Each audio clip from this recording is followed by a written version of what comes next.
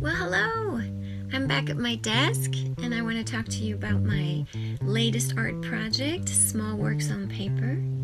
And something really cool happened where I realized I've come full circle with my exploration on how I started and where I find myself.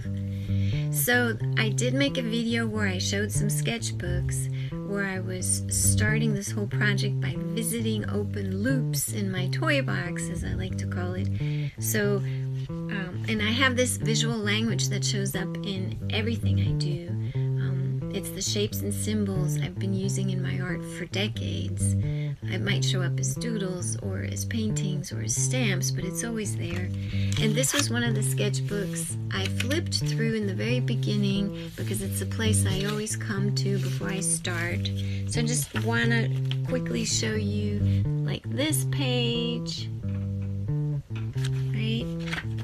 So I've got these shapes and symbols that I'm always using in my art, and then I explored playing with these shapes in a super loose way.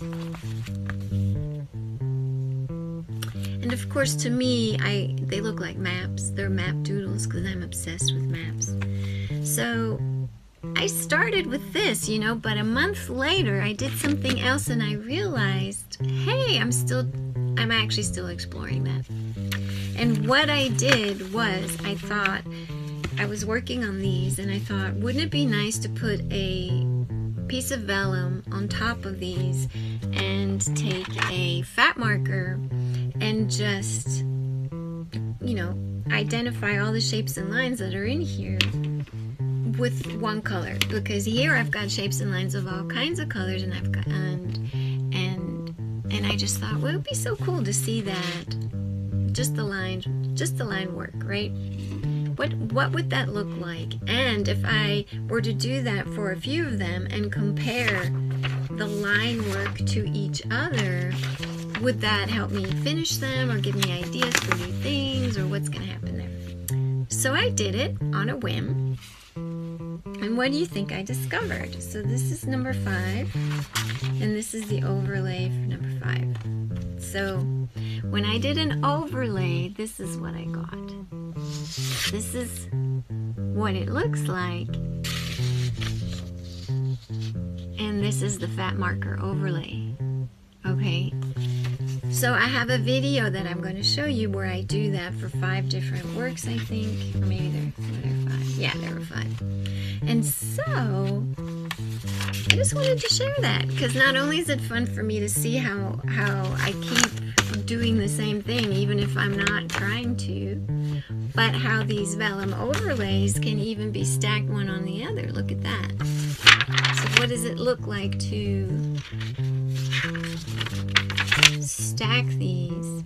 What kind of interesting designs and doodles or patterns do I get? So which one is this? This is number 3. Let me show you that guy. Number 3. Number 3.